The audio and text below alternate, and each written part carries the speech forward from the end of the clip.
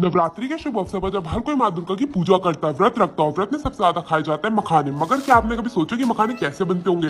कुछ लोगों का मानना है कि इन्हें कमल के बीज से तैयार करा जाता है और कुछ लोगों का मानना है कि फैक्ट्रियों में तैयार होते हैं। तो बिना किसी देर के वीडियो शुरू करता है, आपको दिखाते हैं कि मखाने कैसे बनते हैं और इनमें ऐसा क्या खास होता है कि इन्हें व्रत में खाया जाता है। तो चलिए मेरे साथ। तो हम आ गए भारत देश के सबसे ज्यादा खतरनाक खेतों में से एक मखाने की खेती में। आप देख सकते हैं चारों तरफ आपको मेरे तालाब ही तालाब दिख रहे होंगे और ये जो आप कांटे वाले पौधे दिख रहे हैं भाई, यही है मखाने के पौधे।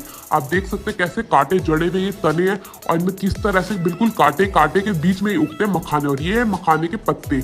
आप देख सकते हैं कितने बड़े बड़े पत्ते, इन्हीं पत्तों के नीचे जो मखाने उगाए जाते हैं। और ये है मखाने, ये है इस पौधे का फूल। और अब भैया मखाने निकालने के लिए तालाब में कूद चुका है और भैया के साथ साथ हमें भी जाना होगा इसी तालाब में। भाई तालाब में जाके मेरे को पता चला कि यहाँ पे इतने ज्यादा कीड़े मकोड़े और साथ में छोटे छोटे आपको सांप भी देखने को मिल जाएंगे। भाई इतनी मेहनत का काम ना मैंने अपनी जिंदगी में पहली बार देखा था।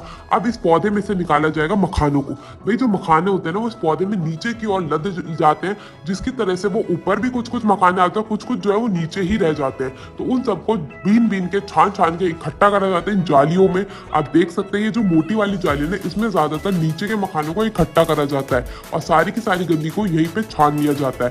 आप देख सकते हैं बिल्कुल बढ़िया तरीके से मखानों को बढ़िया सी टोकरी में भरा जा रहा है और टोकरी के बाद इन्हें जाया जा रहा है मटकी में। एक एक करके सारे के सारे मखानों को मटकी में डाल दिया जाएगा।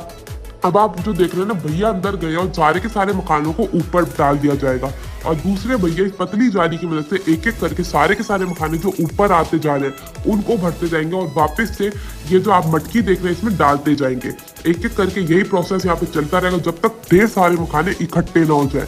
और यही प्रोसेस दिन भर यहाँ पे चलता रहता है। जैसे ही मखाने ढेर सारे इकट्ठे हो जाते हैं इन्हें बढ़िया तरीके से मोटी वाली जाली में छाना जाता है। यहाँ पे देखिए दोनों भैया बड़े सारे मखानों को बढ़िया तरीके से छान रहे हैं। अब आप सोचेंगे मखाने तो व्हाइट होते हैं और ये है काले। भाई काले से सफेद भी ना मखाने को जाने में बहुत कार्यक्रम लगता है। तो चलिए मेरे साथ आगे देखते हैं। जब मखाने अच्छे से धुल चुके हैं इन्हें डाला जाएगा एक बोरी के अंदर। आप देख सकते हैं पूरी की पूरी बोरी भर ली है। अब इन्हें ले जाया जाएगा बाहर की ओर। अब आप सोचोगे बाहर कहाँ पे? भाई तालाब के बिल्कुल नजदीक ही। यहाँ पे आप जो देख रहे हैं ना मिट्टी और ये जो घास लगी हुई है इसी के ऊपर, ये हाँ ब्लू प्लास्टिक के ऊपर ही सारे के सारे मखानों को डाल दिया जाएगा। आप देख सकते हैं बिल्कुल बोरी भर के मखाने यहाँ पे तैयार किए जा रहे हैं। अब आप सोचोगे इनकी गंदगी कैसे साफ करी जाएगी? भाई यहाँ पे ना गंदगी निकालने के लिए कोई मशीन नहीं होती और ना ही कोई और चीज होती है, तो इसका कार्यक्रम होता है पैरों से। अब आप सोचेंगे भैया पैरों से मखानों को अगर ये साफ करते हैं तो ये चीज पवित्र कैसे हुई? भाई ये जो मखाने हैं ना ये हमारे पूर्वजों के टाइम से खाते आ रहे हैं हम, और इसमें कुछ भी गलत नहीं है क्योंकि उसके बाद इनकी धुलाई होती है, इन्हें भुना जाता है तो उसके बाद ये इतने पवित्र हो जाते हैं। और इन्हें इनके इतने ज्यादा फायदे हैं कि आप अगर मखाने व्रत में खाएंगे ना तो उसके बहुत ही ज्यादा गुण मिलते हैं। जैसे कि आपको भूख नहीं लगने देता, आपको एनर्जी देता है और साथ ही साथ आपको वेट लॉस में भी मदद करता है। तो अब सारे के सारे मखानों को जब अच्छी तरीके से साफ कर लिया गया इन्हें दोबारा से नदी में ले जाया जाएगा और पानी से बढ़िया तरीके से धोया जाएगा। आप यहाँ पे देख सकते हैं दोनों के दोनों भैया अब लग चुके हैं इसकी धुलाई में। एक एक करके हाथ से सारी की सारी मिट्टी को बाहर निकाला जाएगा और बढ़िया तरीके से इन्हें धो के तैयार कर लिया जाएगा।